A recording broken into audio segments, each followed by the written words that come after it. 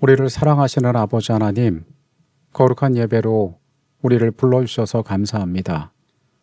하늘의 귀한 것들을 발견하는 한 시간이 되기를 원합니다. 주님, 우리의 심령 가운데 역사하셔서 우리를 새롭게 하여 주시옵소서. 예수 그리스도 이름으로 기도합니다. 아멘. 하나님의 말씀 사무엘하 15장 23절부터 29절까지의 말씀을 보시겠습니다. 온 땅 사람이 큰 소리로 울며 모든 백성이 앞서 건너가매 왕도 기드론 시내를 건너가니 건너간 모든 백성이 광야길로 향하니라. 보라, 사독과 그와 함께한 모든 레위 사람도 하나님의 언약궤를 메어다가 하나님의 궤를 내려놓고 아비아달도 올라와서 모든 백성이 성에서 나오기를 기다리도다. 왕이 사독에게 이르되, 보라, 하나님의 궤를 성읍으로 도로 메어가라. 만일 내가 여호와 앞에서 은혜를 입으면 도로 나를 인도하사 내게 그 궤와 그 계신 데를 보이시리라. 그러나 그가 이와 같이 말씀하시기를 내가 너를 기뻐하지 아니한다 하시면 종이 여기 있사오니 선히 여기시는 대로 내게 행하시옵소서 하리라.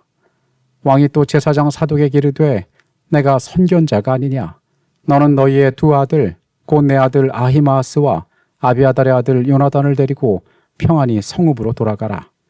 너에게서 내게 알리는 소식이 올 때까지 내가 광야 나루터에서 기다리리라 하니라. 사독과 아비아달이 하나님의 궤를 예루살렘으로 도로 메어다 놓고 거기 머물러 있으니라. 한 해를 마무리하는 계절이 되었습니다. 하나님께서 이 안에 우리에게 베풀어 두신 넉넉한 은혜들을 세어보고 또 내가 내려놓아야 할, 내가 버려야 할 것들이 무엇이 있는지를 살피는 귀한 기간이 되었으면 좋겠습니다. 이 안식일을 우리에게 허락하셨습니다. 예배 함께하는 모든 분들에게 하나님의 넉넉한 은혜가 함께하시기를 간절히 바라겠습니다. 임진왜란이 발발하고 신립과 7천의 조선 정병이 충주 탄금대에서 몰살당했다는 소식이 전해지자 선조와 조정 신료들은 당황하게 됩니다. 결국 임금이었던 선조는 몽진을 결정하는데 선조 25년 금은밤에 도승지 이양복을 위시한 몇몇 신료들만을 대동한 채 개성을 향하여 떠나게 됩니다. 다음날 아침 왕이 나라를 비운 것을 한 백성들은 분노하여 궁궐을 약탈하고 불태웁니다. 왕의 피난길은 초라했습니다. 그를 호위할 군대도 없었고 이들의 행차는 매우 초라하고 보기에 안쓰러울 정도였다고 역사는 기록하고 있습니다. 얼마 후 임진강 근처에 일본군이 도달했다는 소식을 듣고 다시 선조와 신료들은 평양으로 도망합니다. 그러나 임진강 방어선조차 일본 일진 부대를 이끌고 있던 고니시 유키나가의 군에 의해 무너졌다는 소식을 들은 선조는 거기에서 다시 의주로 도망하게 됩니다. 비는 내리고 수라상이라 불리는 임금의 밥상은 형편이 없었습니다. 앞날의 여정이 어찌 될지 모르는 비참한 여정이 바로 그 선조의 피난길이었습니다. 한때 찬란한 권력을 누렸지만은 도망자의 신세가 되었기에 이전과 대비하여 더 초라하게 그 모습이 느껴졌을 것입니다. 우리는 성경에서 이와 비슷한 모습을 봅니다. 다윗이 그의 아들 압살롬의 반란으로 인하여 도망자의 신세가 된 것입니다. 하나님께서 이 일들을 왜 그의 삶에 허락하셨는지, 그리고 이 모든 고난의 과정 가운데 왕은 어떻게 반응하였는지를 우리가 말씀 속에서 살펴보도록 하겠습니다. 다윗은 하나님의 특별한 은총을 받은 인물이었지만은 그의 생애는 여러 가지 좋지 못한 실패들로 얼룩져 있기도 합니다. 그의 삶을 특징 지은 여러 가지 어려운 일들이 많이 있었겠지만 그 가운데 눈에 띄는 사건은 압살롬의 반란이라 할 것입니다. 다른 존재도 아닌 자신의 아들이 아버지에 대항하여 반란을 일으켰던 것입니다. 사무엘하 15장에는 임박한 위험 가운데 무리가 도성을 떠나는 장면이 나와 있습니다. 전령이 다윗에게 와서 말하되 이스라엘의 인심이 다 압살롬에게로 돌아갔나이다 한지라. 다윗이 예루살렘에 있는 그의 모든 신하들에게 이르되 일어나 도망하자. 그렇지 아니하면 우리 중 한 사람도 압살롬에게서 피하지 못하리라. 빨리 가자.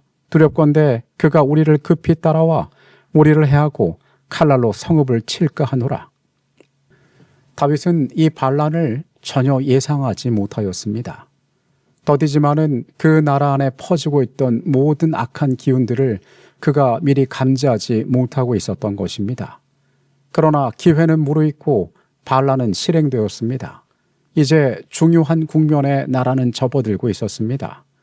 비록 왕이 이러한 반란을 예상하지 못하고 당하였지만은 그는 여전히 능력 있고 현명한 군주였습니다. 왕은 선택을 강요받고 있었습니다.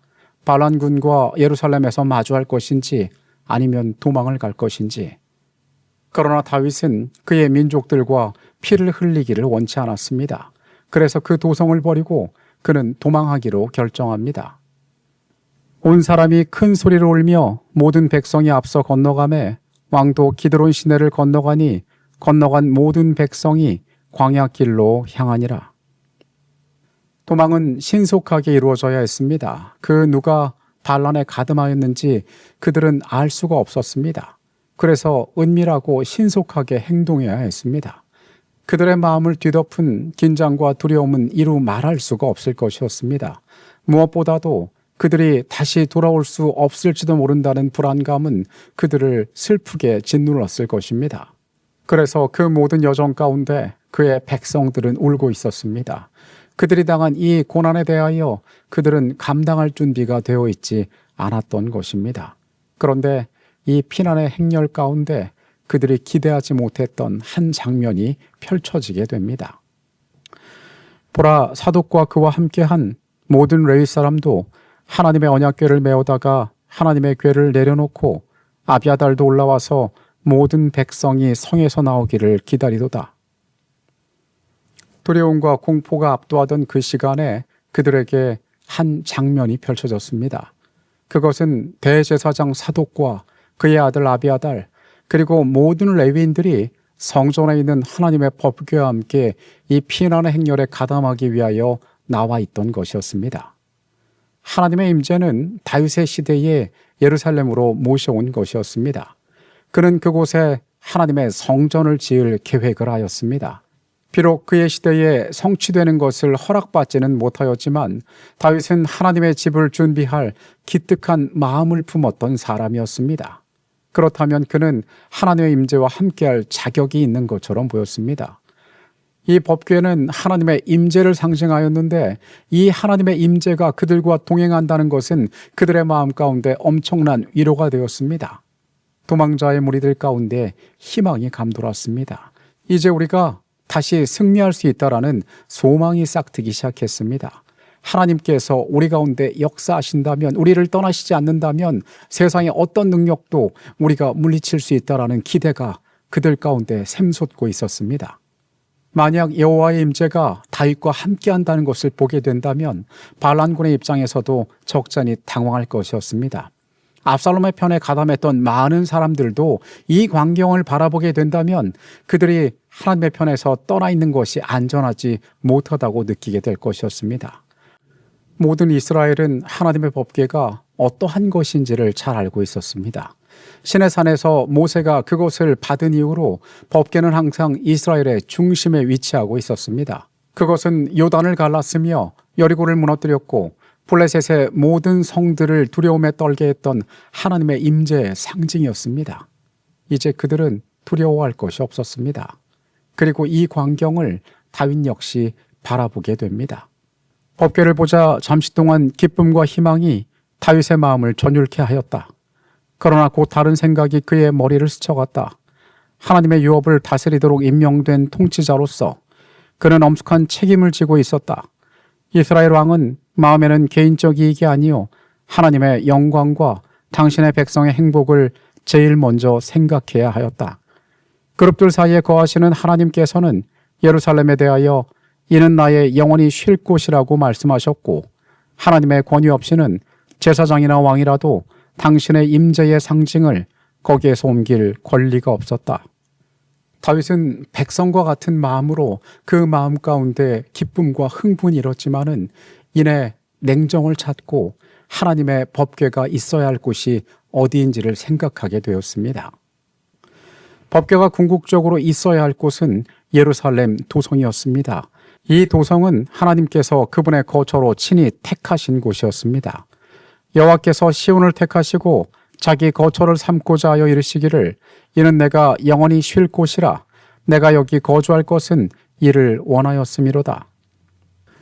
다윗은 이 사실을 너무나 잘 알고 있었습니다. 그것은 그가 어느 개인의 집에 있던 하나님의 임재를 예루살렘으로 옮겨오기 위하여 많이 수고하였던 까닭이었습니다. 처음 그가 하나님의 임재를 예루살렘으로 옮겨오려 할 때에 실패하였습니다. 사람이 죽는 사건이 발생했습니다.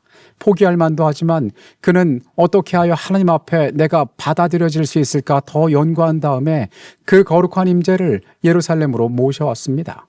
이 일이 온 나라 안에 영적 부흥의 계기가 되도록 그는 이 일을 기획했던 사람이었습니다. 그런데 자신과 함께 이 거룩한 하나님의 임재가 도성에서 떠나려 하고 있었던 것입니다. 다윗은 마음 가운데 여호와께서 머무실 곳은 바로 여기라는 생각이 들었습니다. 그러나 다윗의 이러한 영적인 판단에도 불구하고 그의 마음을 머뭇거리게 하는 생각이 있었으니 그것은 자기와 함께한 자들에 대한 염려 때문이었을 것입니다. 많은 자들이 그와 운명을 함께 했습니다. 생사를 같이 했습니다. 만약에 다윗이 이 법궤와 동행하기를 포기한다면 그 모든 사람들이 얼마나 실망할지 그의 마음 가운데 인간적인 염려가 있을 수 있었습니다. 왕은 다른 선택을 강요받고 있었습니다. 왕이 사독에게 이르되 보라 하나님의 궤를 성읍으로 도로 메어 가라.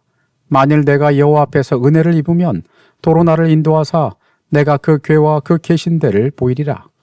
그러나 그가 이와 같이 말씀하시기를 내가 너를 기뻐하지 아니한다 하시면 종이 여기 있사오니 선히 여기시는 대로 내게 행하시옵소서 하리라. 왕의 이러한 말에 온 무리가 당연히 당황했을 것입니다. 그러나 다윗은 사람들이 기뻐하지 않는 선택을 그가 함에 있어서 분명한 원칙과 지식을 가지고 있었습니다.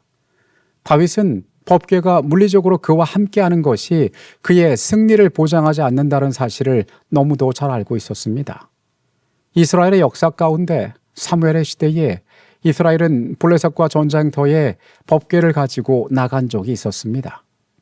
제사장의 두 아들 홈리와 비나스가 법궤를 가지고 전쟁터에 나갔지만 싸움에 패하였고 그들은 사륙을 당하였고 제사장은 죽었습니다. 법궤는 그곳에서 아무런 능력을 발휘하지 못하였습니다. 그들이 사사롭게 자신의 이익을 위하여 하나님의 임재를 이용하려고 했을 때에 하나님께서는 그들을 위하여 아무 일도 하지 않으셨다는 것입니다. 다윗은 그의 생애를 통하여 얻은 영적인 교훈이 있었으니 그것은 자신의 축복을 위하여 살아갈 때가 아니라 하나님을 위하여 살아갈 때에 모든 형통함이 따라온다는 것이었습니다. 그는 백성에게 말합니다. 우리에게 중요한 것은 이 하나님의 궤가 우리와 함께하는 것이 아니라 하나님께서 내게 은혜를 베푸시면 우리가 다시 돌아올 수 있다. 그러나 만약 그분께서 나를 기뻐하시지 않는다면 그분께서 나를 치심이 마땅하다라고 이야기합니다. 다윗은 이 모든 고난이 자신으로부터 인하였음을 알고 있었습니다. 그래서 누구도 원망하지 않고 하나님께서 치시는 그 징계를 받기로 그 마음에 준비하고 있었습니다. 다윗은 그 순간에 자신의 구원은 전적으로 하나님께 달려있음을 알고 있었습니다. 그를 치신 하나님께서 그를 멸하신다면 그는 소멸할 것이고 그분께서 그에게 다시 은혜를 베푸신다면 그는 이곳으로 돌아올 수 있을 것임을 그가 백성에게 말하였던 것입니다. 왕이 또 제사장 사독에게 이르되 내가 선견자가 아니냐. 너는 너희의 두 아들 곧 내 아들 아히마아스와 아비아달의 아들 요나단을 데리고 평안히 성읍으로 돌아가라. 왕은 오히려 제사장을 안심시킵니다. 성전으로 돌아가라. 여호와의 궤를 메고 그곳에 머물러 있어라. 너희는 나를 섬기는 자들이 아니라 하나님을 모시는 자들이 아니더냐. 아무리 필요한 자라도 하나님의 종을 함부로 하지 못할 것이다. 그러니까 너희는 성전으로 돌아가라라고 이야기합니다. 사독과 아비아달이 하나님의 궤를 예루살렘으로 도로 메어다 놓고 거기 머물러 있으니라. 무리에게서 큰 희망을 주었던 제사장의 무리와 하나님의 임재가 그들을 떠나서 원래 있던 자리로 되돌아갔습니다. 왕의 판단이 어떤 것이었느냐를 떠나서 그와 함께했던 무리들에게는 대단히 당황스러운 일이었을 것입니다. 어쩌면 그 상황에서 그들이 붙잡을 수 있는 마지막 소망이라 여겨졌던 일을 왕이 포기했기 때문에 그렇습니다. 만약 여러분들께서 그 자리에 계셨더라면 어떤 마음이었을까요? 무리에는 깊은 어둠이 덮였을 것입니다. 이제 우리가 무엇을 의지하고 어떤 방법으로 회복을 얻을 수 있을지 그들은 마음 가운데 의문이 들었을 것입니다. 제사장들이 예루살렘으로 돌아갈 때에 떠나는 무리에게 깊은 그늘이 덮였다. 저희 왕은 도망하는 자가 되고 저희 자신들은 추방당하고 하나님의 법궤까지 버림을 받을지 모르는 공포와 불길한 예감으로 캄캄하였다. 다윗이 비운 성읍을 압살롬은 쉽게 와서 접수하였습니다. 그리고 그는 그곳에서 악한 여러 가지 일들을 저지르기도 하였습니다. 다윗의 처사는 현명하지 못한 것처럼 보였습니다. 앞서 이야기한 것처럼 다윗은 무력으로 압살롬의 군대와 충돌할 수도 있었습니다. 그러나 그는 이 거룩한 도성에서 그러한 일을 벌이고 싶어 하지 않았습니다. 그렇다면 과연 그가 얻은 것은 무엇이었겠습니까? 사람은 어떤 때에는 지푸라기라도 붙잡고 싶은 심정이 될 때가 있습니다. 할 수 있는 모든 방법을 동원해서 나의 구원을 위하여 사용해야 될 때가 있는 것처럼 보입니다. 그러나 다윗은 너무 나약해 보였습니다. 그가 할 수 있는 방법이 있음에도 그것을 취하지 않고 마치 스스로 포기한 사람처럼 행동하고 있는 것처럼 우리 눈에는 보입니다. 그러나 이 사람이 가진 참된 위대함은 바로 이런 부분에 있었습니다. 다윗은 자기의 겪고 있는 그 모든 일을 세상적인 관점에서 바라보고 있지 않았습니다. 그는 이것이 한 나라의 반란과 그것을 진압하는 과정이라 생각하지 않았습니다. 자신의 영적인 실패와 그것으로 이르러오는 하나님의 심판이라고 그는 느끼고 있었습니다. 그래서 이 모든 과정 가운데 그는 회복을 위하여서는 세상적인 방법과 지혜가 아닌 하나님의 방법대로 대처해야 한다는 사실을 그는 깨닫고 있었던 것입니다. 누구보다 순결하게, 누구보다 옳은 것을 위하여 그의 양심의 소리를 듣고 하나님을 위하여 행동해야 한다고 느꼈습니다. 여기에 한 가지 중요한 원칙이 있었으니 이 모든 과정 가운데 그의 모든 인간적인 욕심을 내려놓고 하나님의 손에 맡기기로 한 것이었습니다. 그는 자신의 안위를 염려하지 않았습니다.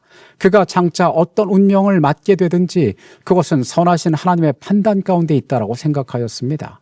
세속적인 방법으로 살아남기 위하여 성공을 위하여 발버둥치지 않았던 것입니다. 다윗은 그의 마음과 생애가 하나님의 계명과 일치하지 않으면 법궤가 성공보다는 차라리 재난의 방편이 되리라는 것을 알고 있었다. 그의 큰 죄는 항상 그의 앞에 있었다. 그는 이 반역이 공의로운 하나님의 형벌임을 깨달았다. 그의 집을 떠나지 아니하리라는 칼이 이제 뽑혀진 것이다. 그는 이 싸움의 결과가 어찌 되리라는 것을 알지 못했다. 그들의 거룩하신 주권자의 뜻이 구체적으로 표현되었고 나라의 헌법이요 나라의 번영의 기초인 거룩한 율법을 나라의 수도에서 옮기는 것은 그를 위하는 일이 아니었다. 만약 다윗이 백성들과 함께 기뻐하면서 대제사장 사독이 메고 나온 그 하나님의 법궤와 함께 광야로 갔다면 어떠한 결과가 벌어졌을까요? 우리는 이 싸움의 결말을 알고 있습니다. 반란군과 함께 압살롬은 죽임을 당했고 다윗은 다시금 그의 보좌를 되찾게 됩니다. 하나님께서 그에게 은혜를 베푸셔서 그가 다시금 본래의 자리로 돌아올 수 있었던 것입니다. 그가 거룩하신 하나님의 임재를 구별했다는 사실을 하나님께서는 알고 계셨을 것입니다. 하나님께서 이 인물을 사랑하신 이유는 그가 완전해서가 아니었습니다. 그는 실수할 줄 알고 실패할 줄도 아는 사람이었습니다. 그러나 그는 그 범죄한 가운데 그에게 심판이 다가왔을 때 어떠한 영적인 자세로 하나님 앞에 서 있어야 하는지를 아는 자였습니다. 자신의 모든 것을 내려놓고 하나님께 맡길 줄 아는 자였습니다. 그래서 하나님께서는 그를 새롭게 회복시키셨던 것입니다. 주께서 그의 백성을 얼마나 긍휼히 여기시는지 그가 알고 있었기 때문에 그는 그의 삶에 많은 과오에도 불구하고 하나님의 은혜에 자신을 맡길 수가 있었던 것입니다.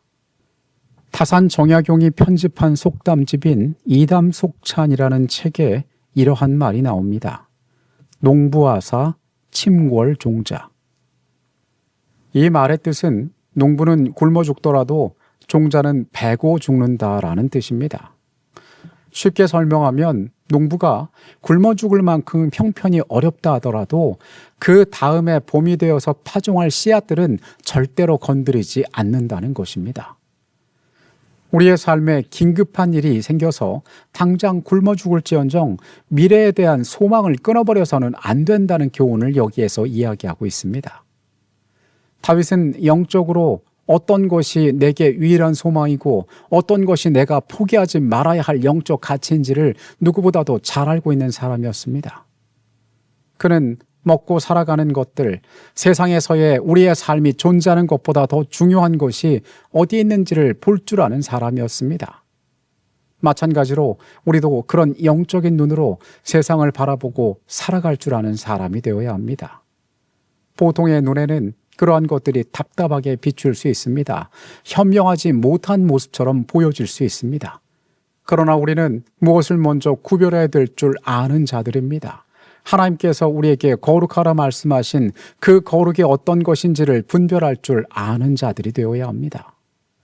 몇 가지 교훈의 말씀들로 이 시간을 마치기를 원합니다. 먼저 우리에게 중요한 것은 속도보다 방향입니다. 때로 우리는 작은 것 때문에 큰 것을 잃어버릴 수가 있습니다. 우리가 살아가는 세상에서 사람들의 판단 기준, 세상의 판단 기준에 맞춰서 살아가다 보면은 우리가 무언가를 열심히 하지만은 내가 과연 어디로 가고 있는지를 발견하지 못할 때가 있습니다. 하나님이 우리의 삶에 원하시는 것들이 있습니다. 그분은 우리가 세상과 구별되기를 원하십니다. 그러나 세상은 우리에게 말하기를 너희가 조금만 타협하고 조금만 양보하고 조금만 쉽게 생각하면 이 땅에서의 너희의 길들이 쉽게 열릴 것이라고 이야기합니다. 그러나 영적인 삶은 우리에게 그렇게 이야기하지 않습니다. 거룩한 것이 너희에게 먼저 되어야 하고 거룩한 것을 위하여 너희의 삶이 다른 것들을 포기해야 한다고 이야기하고 있습니다. 우리에게 가장 중요한 것이 무엇일까요? 우리가 삶을 통하여 가장 소망하는 것이 과연 어디에 있습니까? 여러분, 우리의 소망을 하나님의 나라와 그분의 임재에 두고 있다면 거룩한 것을 위하여 우리의 생애를 구별하게 되시기 바랍니다. 세상에서 미련해 보일지 모르지만 그것이 하나님 앞에서 가장 지혜로운 방법이라는 사실을 우리는 기억해야만 합니다. 다음으로 우리는 우리의 삶 가운데 올바른 기준을 항상 갖고 있어야 합니다. 우리의 일상에서는 우리의 마음 가운데 어떠한 기준들이 존재하는지가 잘 드러나지 않습니다. 그러나 우리가 때로 문제를 만나고 때로 위기를 만날 때에 우리가 어떠한 삶의 판단 기준을 가지고 어떠한 우선순위를 살아가고 있는지가 드러나게 되어 있습니다. 여러분 마음속에 있는 흔들리지 않는 원칙으로 우리의 삶이 위험의 때 올바로 서기 위해서는 어떻게 해야 될까요? 우리는 하늘과 끊임없이 교통하는 자들이 되어야 합니다. 하나님과 끊임없이 교제함으로 우리의 기도의 삶을 통하여 그분과 만남으로 우리는 하나님의 품성과 언제나 가까이 연결된 자들이 되어야 합니다. 다윗은 그의 고백 가운데 이렇게 말하였습니다. 내가 주께 범죄하지 않기 위하여 주의 말씀을 내 마음에 두었나이다. 우리는 늘 기도하며 말씀 가운데 살아야 한다라고 이야기합니다. 우리가 말씀을 읽는 유익이 무엇일까요? 그것을 읽을 때마다 내게 지식이 더하여서 아는 것이 많아서 내가 그것으로 말미암아 구원받게 될까요?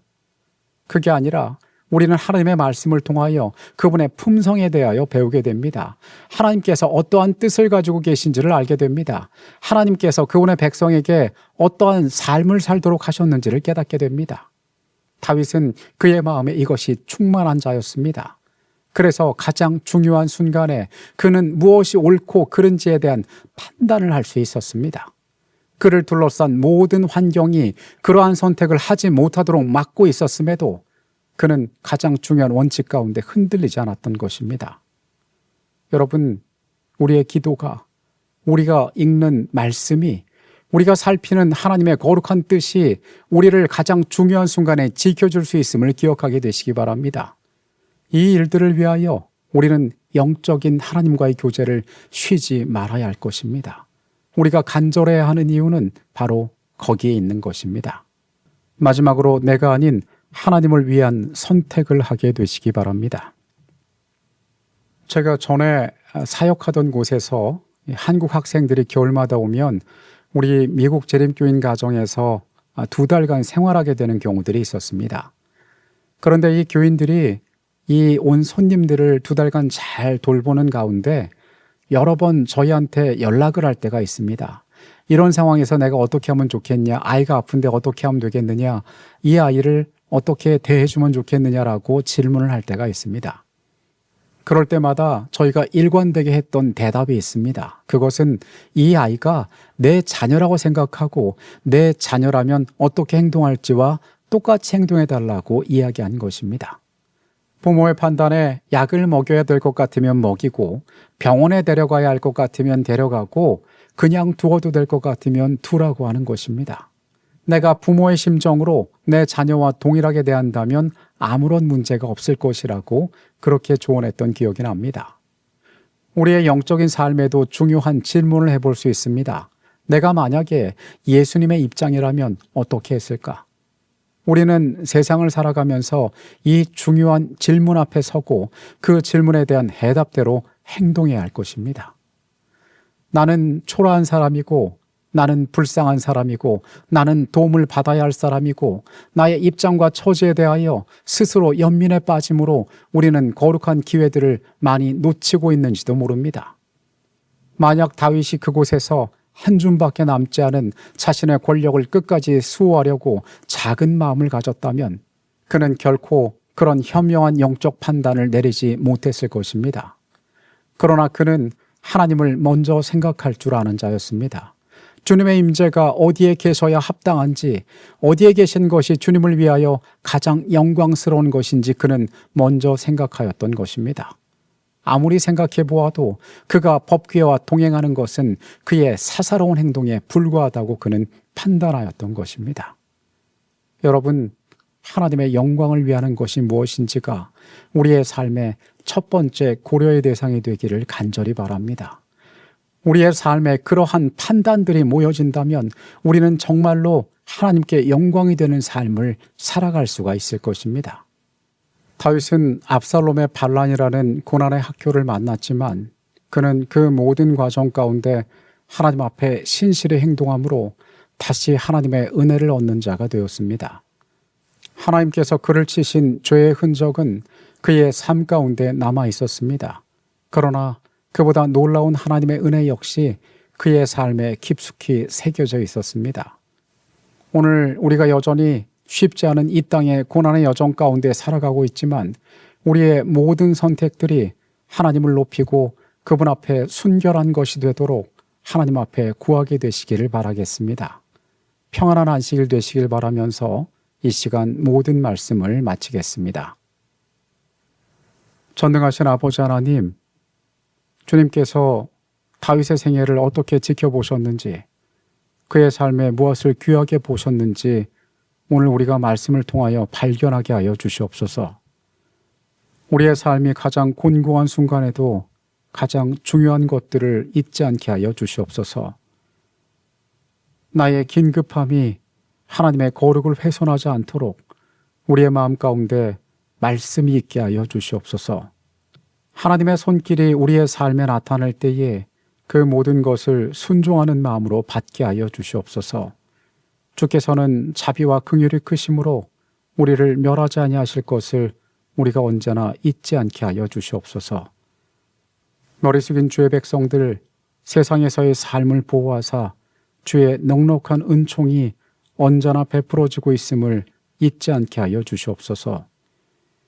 이제는 주의 선한 보호 가운데 살아가길 원하는 주를 사랑하는 모든 백성들에게 하나님의 사랑과 예수 그리스도의 은혜와 성령의 감화 감동하심이 이제부터 영원까지 함께할지어다. 아멘.